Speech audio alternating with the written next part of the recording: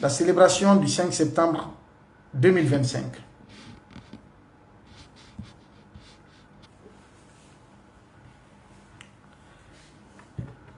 Pour ceux qui ne le savent pas, je vais vous dire quelque chose aujourd'hui.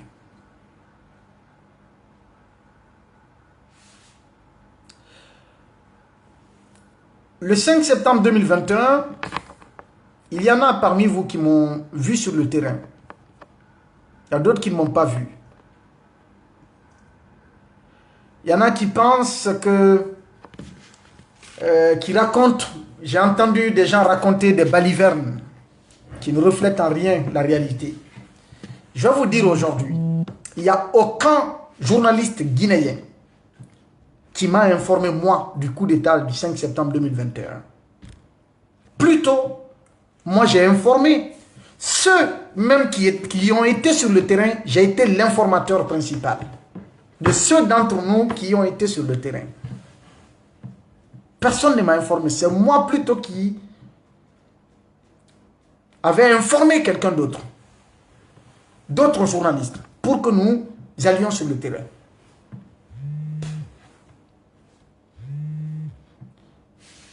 Il n'y a aucun journaliste qui va dire que c'est lui qui a été ma source d'information ou que c'est lui qui m'a informé du coup d'État du 5 septembre. C'est plutôt Babila qui a informé.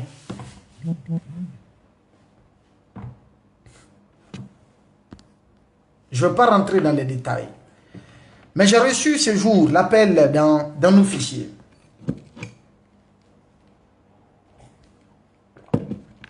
Qui m'avait dit que ça ne va pas à Kaloum, que ça brouille. Dans leur jargon, que ça brouille. Le 5 septembre 2021, le coup d'État avait été baptisé Opération Bravo. Le coup d'État qui a renversé Alpha Condé le 5 septembre 2021 était appelé par Mamadi Doumbouya, le chef de la transition guinéenne, Opération Bravo. Pendant des semaines, ils ont été dans une localité de Pamlap pour des entraînements, baptisés l'exercice du coup d'État. Une simulation pour les enfants qui ne savaient rien de la chose.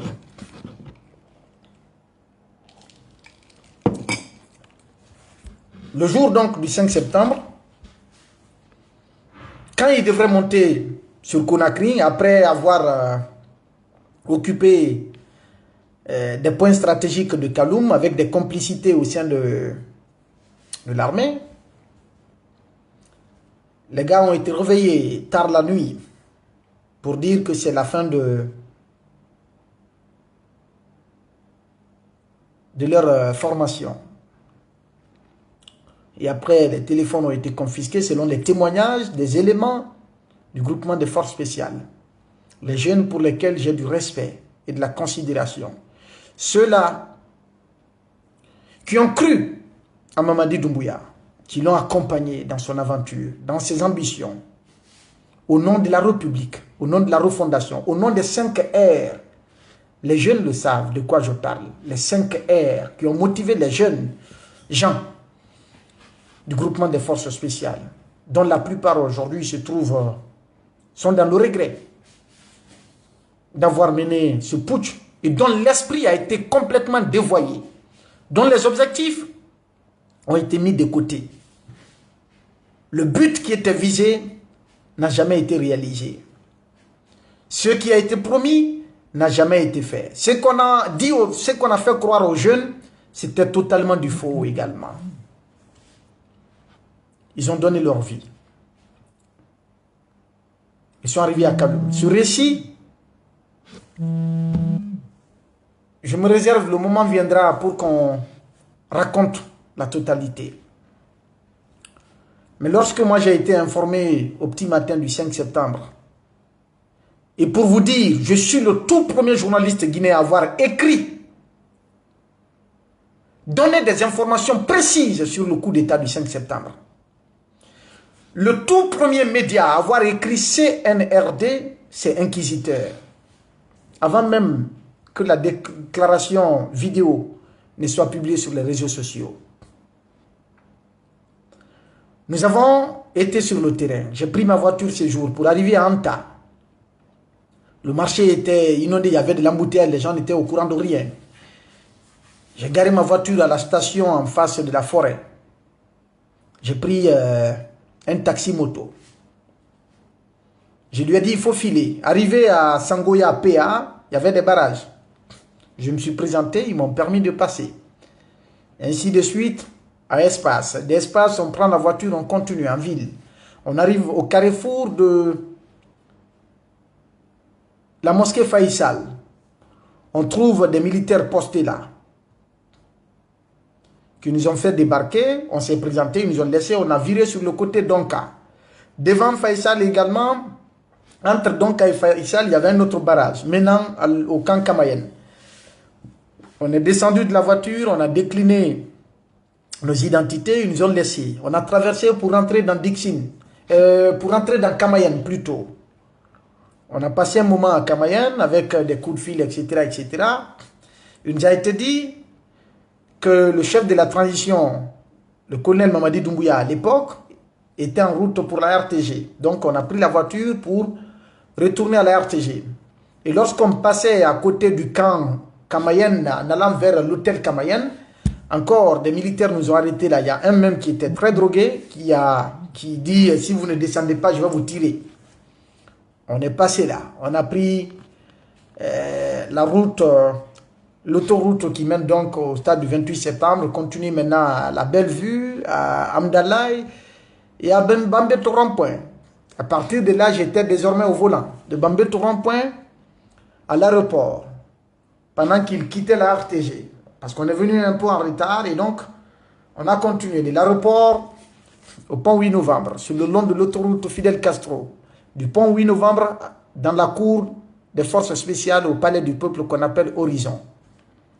Et c'est là, on est resté pendant un bon moment avant que le colonel Mamadi Doumbouya ne sorte de son bureau pour nous accorder une interview exclusive. Vous avez dû voir ces interviews. Vous avez dû voir. Je lui ai posé, nous lui avons posé des questions et personnellement, je lui ai posé des questions. Et lorsqu'on a fini l'interview, il m'a tapé sur les épaules et tout. Ce jour, ceux qui me suivaient, j'étais en live sur Inquisiteur, sur la page Inquisiteur. J'avais l'espoir que tout ce qui a été dit, toutes les déclarations qui ont été faites au peuple de Guinée, les promesses qui ont été tenues, les motivations du coup d'État expliquées devant le peuple de Guinée, que enfin la Guinée allait renouer avec la confiance, l'assurance, la certitude entre gouvernants et gouvernés. J'avais cru en l'homme, en sa parole, et à toutes les déclarations qui ont été faites. Et lorsque je lui ai posé la question, quel message avait-il à lancer à ses camarades, à ses frères d'armes qui n'étaient pas encore alliés? Et voilà la réponse voici la réponse qu'il a donnée à ma question. Il dit qu'ils sont tous dans la même situation, qu'ils ont la même paye, donc qu'ils comprendront la motivation. Alors là, ce qu'il laissait entrevoir là, une cause pour les hommes en uniforme déguisés, que les militaires comprendront les motivations des forces spéciales, qui sont dans la même situation, qu'ils ont les mêmes payes, qu'ils comprendront que ce n'est pas un problème, que l'armée guinéenne est loyaliste, elle est républicaine. Une armée républicaine ne fait pas de coup d'État. Ce n'est pas l'armée républicaine qui a fait le coup d'État, c'était le colonel Mamadi Doumbouya et son groupement, les forces spéciales. Je n'en veux pas aux jeunes là, ce sont nos frères, ce sont nos amis, nos camarades. Et si l'esprit du coup d'État avait été respecté dans l'intérêt supérieur de la nation, pour le bien de la Guinée, pour lutter contre la corruption, pour lutter contre la violation des droits humains, pour restaurer les principes démocratiques, pour éviter que les Guinéens ne meurent inutilement dans les manifestations politiques, pour restaurer la confiance entre gouvernants et gouvernés, pour permettre à notre peuple de vivre dignement, dans le strict respect de sa dignité et de ses droits, on aurait continué à applaudir, à saluer ce coup d'État. Et les légendes allaient raconter justement cette prise de pouvoir le 5 septembre 2021. Mais très malheureusement, les engagements ont été trahis. Les promesses ont été bafouées.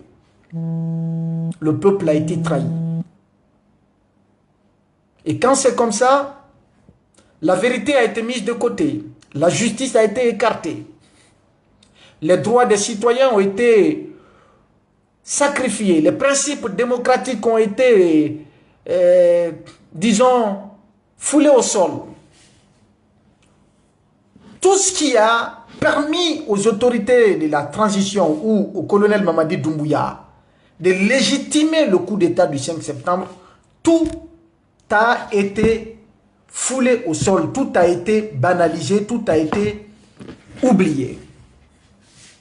C'est ce qui fait mal au cœur.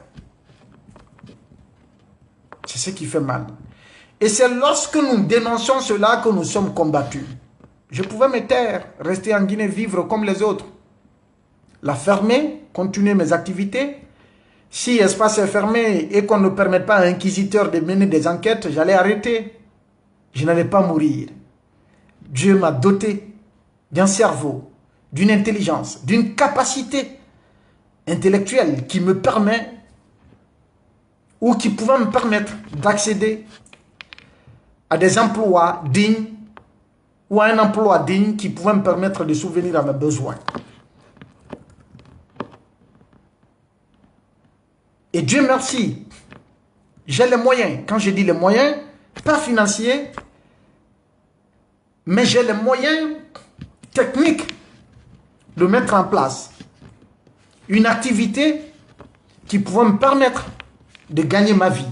Même si je n'obtenais pas d'emploi, que ce soit dans le secteur public ou privé, j'allais gagner ma vie d'une manière ou d'une autre.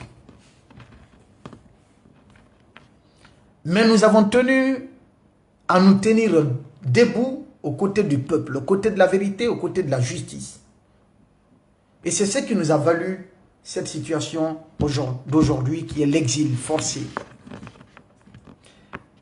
Je n'ai rien contre la personne de Mamadi Doumbouya. C'est un grand frère. Absolument rien contre sa personne à cette époque-là. Aujourd'hui, si j'ai des choses contre lui, c'est par rapport au non-respect des engagements. C'est par rapport à la situation de la Guinée. Mais ça n'a rien à voir avec Babila personnellement. Je m'en fous éperdument. Il n'y a aucune raison personnelle dans cette affaire. C'est la Guinée. On parle de la Guinée. On parle des engagements. On parle des espoirs qui ont été ratés. Et ce qu'il a dénoncé hier, son régime est en train de faire pire que ça. C'est ce qui m'écoeure. C'est ce qui fait mal. Et c'est pourquoi nous ne sommes pas prêts à servir la cause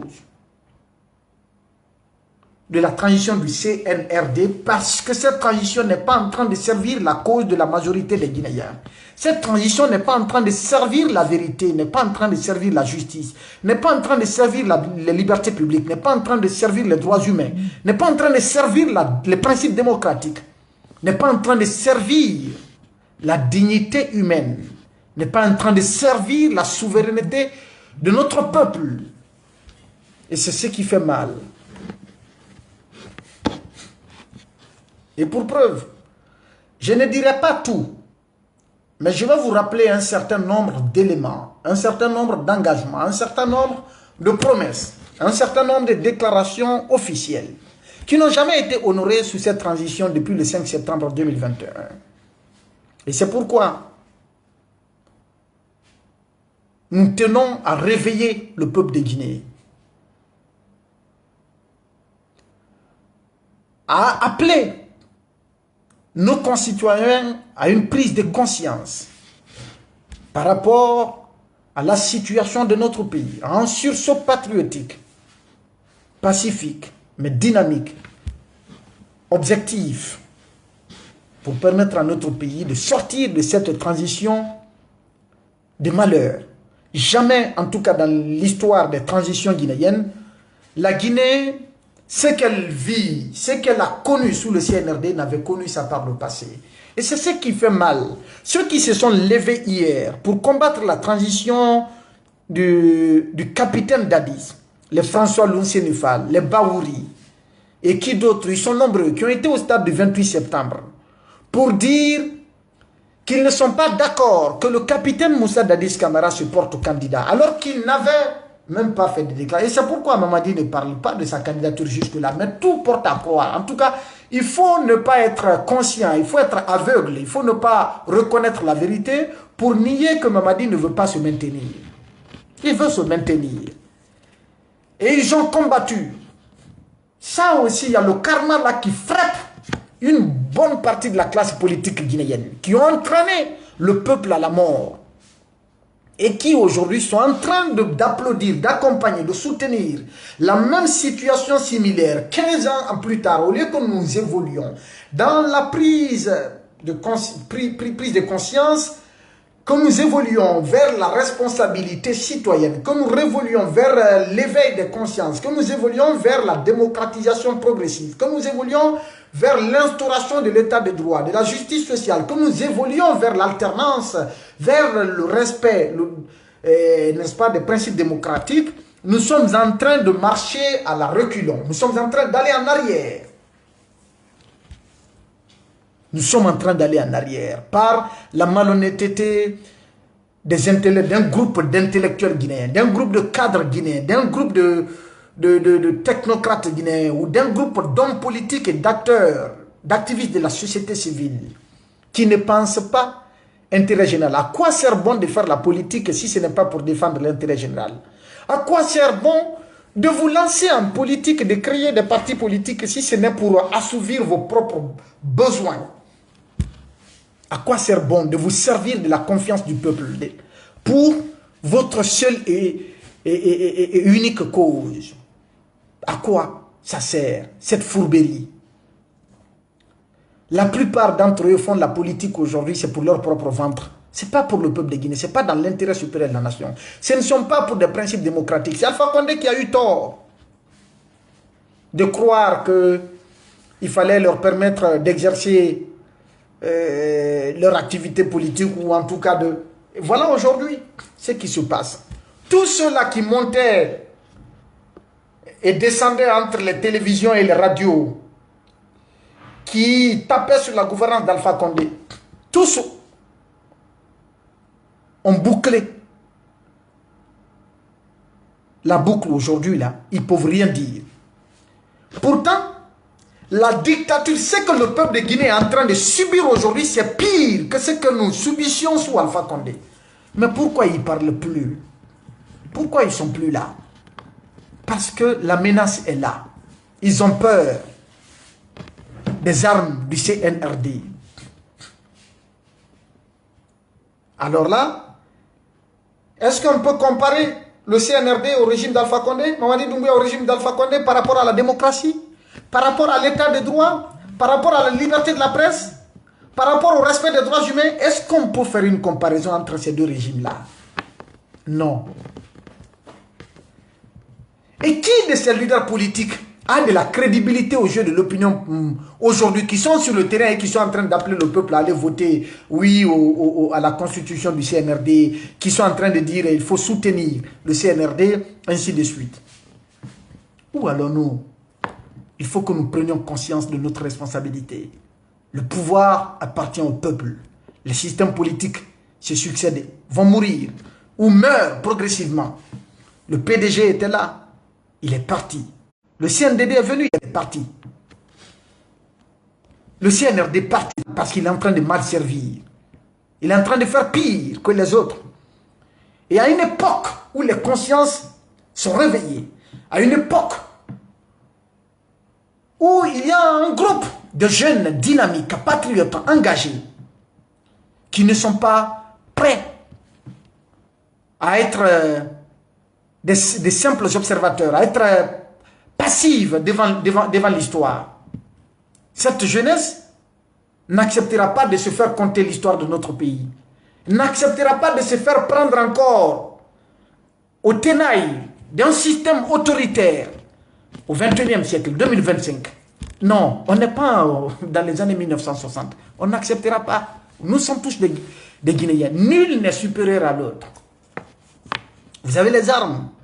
Nous avons le verbe. Vous avez les armes. Nous avons les arguments. Vous avez les armes. Nous avons la vérité.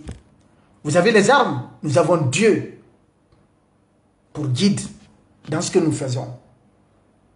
Pour défendre l'intérêt supérieur, pour défendre la République, pour défendre la nation, pour défendre la vérité et la justice.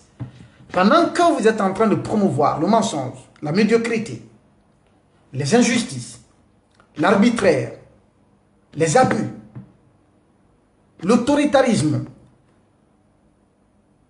les kidnappings, les disparitions forcées, les assassinats ciblés, la répression sauvage, etc. On se confie à Dieu et on fait de la vérité, de la parole, de la plume, notre arme pour combattre les mensonges, pour combattre la fourberie qui se dresse devant nous, qui continue d'entretenir notre peuple dans une précarité extrême. Notre peuple qui se résigne dans cette domination nouvelle. Parce que tout simplement, la peur, ils sont assiégés par la peur. Mais ce que les Guinéens ne savent pas, le CNRD vit dans une peur, c'est-à-dire la plus grande peur se vit au sein du CNRD, non au sein du peuple. Je vais vous donner une information. Et vous le savez d'ailleurs, bon, une partie vous le savez. Depuis le 5 septembre 2021, tous ceux qui entrent à Kaloum la nuit se font fouiller.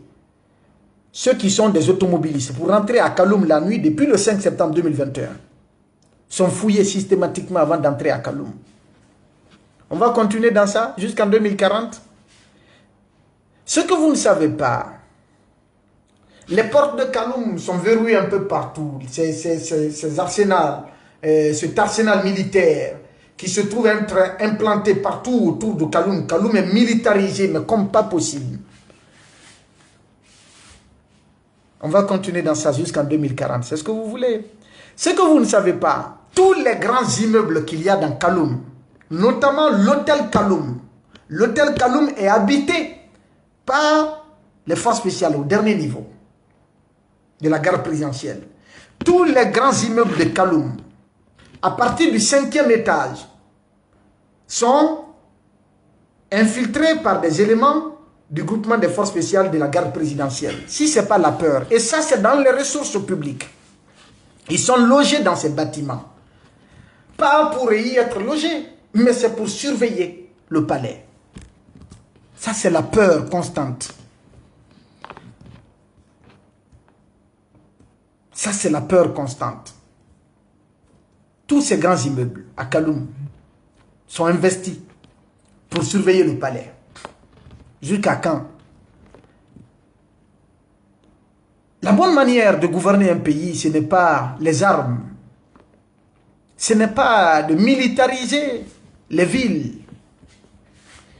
Il faut cultiver la confiance entre vous et le peuple.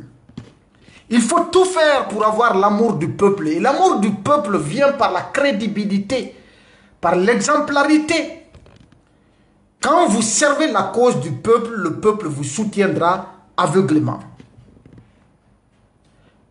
Mais vous êtes habité, vous êtes hanté par la peur, mais aussi par les esprits de ceux qui ont trouvé la mort le 5 septembre. Que leur âme repose en paix. Jusqu'aujourd'hui, une société à majorité religieuse, 99%, si je ne me trompe, des Guinéens sont des croyants. Pour ne pas dire 100% des Guinéens sont des croyants. Je me réserve. Mais en tout cas, 99% des Guinéens croient en l'unicité d'Allah, en l'existence d'un Dieu unique. Et donc, la majorité musulmane et une seconde majorité chrétienne. Dans un pays où un coup d'état militaire se passe dans le sang, que des enfants d'autrui, des dizaines de familles, soient arrachés à leur famille dans ce coup d'état. et que leur corps ne soit pas restitué à leur famille. Et que leur famille n'ait pas l'occasion d'aller même voir les tombes, à dire que c'est ici on a enterré vos enfants. Qu'ils n'aient même pas la possibilité de prier sur la dépouille ou sur les dépouilles de leurs enfants. Un pays où on récompense une âme, une vie humaine par un sac de riz et 200 000 ou 2 millions ou 150 000 ou 3 millions ou 4 millions ou 5 millions. Où on sacrifie des vies humaines contre un sac de riz et quelques miettes d'argent, de francs guinéens. L'humanisme, la foi, la crainte de Dieu voudrait, quelle que soit la gravité de la situation, que les familles des victimes entrent en possession des dépouilles de leurs enfants, pour qu'ils puissent, leurs parents puissent vraiment faire leur deuil. Et que selon qu'ils prient sur les corps, sur les dépouilles de leurs enfants, selon leurs croyances religieuses. Cela n'a pas été fait. Les corps n'ont pas été restitués. Et nul ne sait où ils ont été enterrés. Nul ne sait combien de Guinéens ont trouvé la mort. On présente 6 photos de 6 éléments de forces spéciales. Comme ceux qui sont tombés au niveau de la garde présidentielle n'étaient pas des Guinéens. Alors qu'ils servaient la loi, la République, la Constitution, le devoir de la patrie. On les a oubliés. Il y a eu un tableau d'honneur qui a été fait par le président de la transition en hommage à 6 ou 7 éléments de force spéciale. Alors qu'il y en a qui ne se retrouvent pas sur cette image, qui ont trouvé la mort. Il y en a qui sont accidentés à vie, qui vivent aujourd'hui dans la précarité, qui sont à Conakry, qui ont fait des traitements un peu partout, ils sont revenus. La morale voudrait quoi, étant une société croyante? Nul n'en parle, tout le monde se tait. Peut-être Babila aussi va mourir demain ou après-demain, on ne sait pas. Allahu Hallam. C'est Dieu seul qui sait. Mais qu'on vive dans ça. Où est la morale de notre société? Où est la crainte de Dieu? Où est partie la foi en Dieu? Où est l'humanisme? Où est le droit? Où est la compassion?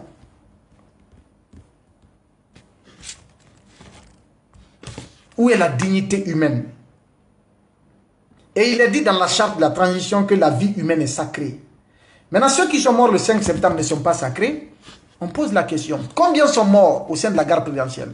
Point d'interrogation. Combien sont morts au sein des forces spéciales? Point d'interrogation. Ce sont tous des fils de la Guinée. Pour nous, ils sont tous égaux. Ce sont des Guinéens, ce sont nos frères. Nous devons honorer la mémoire de ceux qui ont sacrifié leur vie pour la cause de la patrie.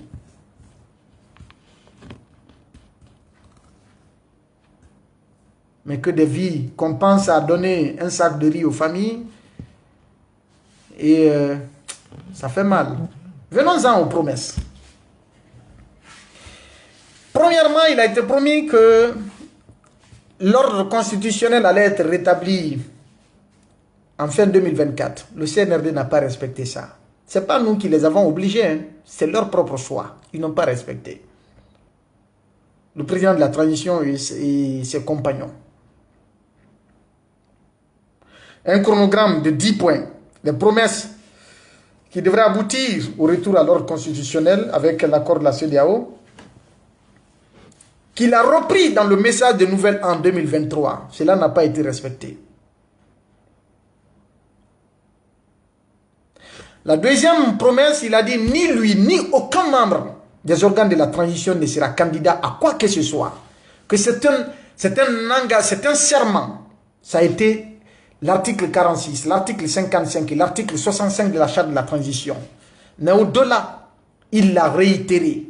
C'est un engagement, c'est une parole d'honneur, c'est un engagement d'un officier qui promet à son peuple que ni lui, ni aucun membre de la transition ne sera candidat à quoi que ce soit.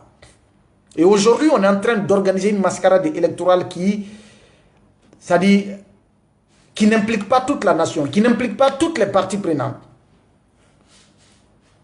Le CNRD et son gouvernement sont en train de battre campagne pour le oui à leur constitution. L'organe ou la direction des élections qui est logé au MATD, le MATD, donc l'administration du territoire, avec ses services déconcentrés, décentralisés, les préfets, les sous-préfets, les gouverneurs, tous sont en train de battre campagne aujourd'hui pour le oui.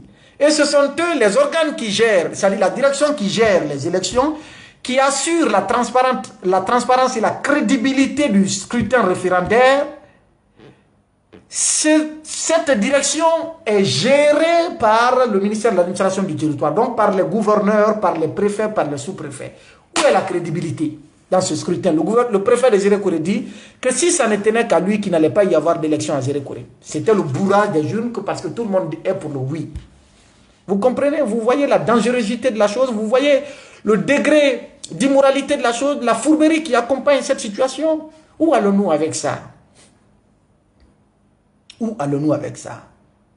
Et vous allez dire que c'est un scrutin, que c'est une élection transparente, etc., ou des trucs comme ça.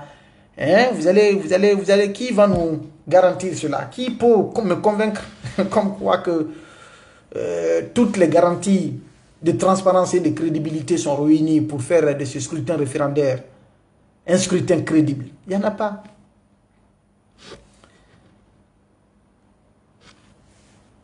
Le projet de nouvelle constitution. L'intangibilité. Il a été dit que même si la charte fait l'objet de révision, mais cette disposition qui dit que ni Mamadi Doumbouya, ni aucun membre de la transition ne va se présenter candidat à une quelconque élection, que cette disposition ne pouvait faire l'objet d'aucune modification, d'aucun changement. C'est écrit noir sur blanc dans la charte de la transition. Ils ont délibérément, n'est-ce pas, supprimé cette disposition dans le projet de nouvelle constitution. Ils ont occulté ça. Les partis qui les intéressent dans la charte de la transition, comme à dire par exemple, jusqu'à la mise en place des futures institutions républicaines issues des élections, les organes, les institutions transitoires vont continuer à exercer. C'est-à-dire, jusqu'à la mise en place de la prochaine Assemblée nationale, c'est le CNT qui va continuer à jouer le rôle. Prenons le CNT qui a de 2010, qui a continué sous Alpha, jusqu'à la mise en place de la première assemblée en 2013. Donc ça veut dire que le CNRD peut décider demain de ne pas mettre l'assemblée jusqu'à ce que ça lui convienne, la date qui lui conviendra de mettre en place une assemblée comme ça. Pendant ce temps, c'est le CNT qui va continuer, ainsi de suite. Ils ont promis que le calendrier... Donc, la Guinée allait sortir de... Voilà, il y avait un calendrier constitutionnel qui a été promis avant 2025. Mamadi Doumbouya a annoncé en janvier 2025 qu'il signera un décret qui va fixer la date du référendum, c'est fait.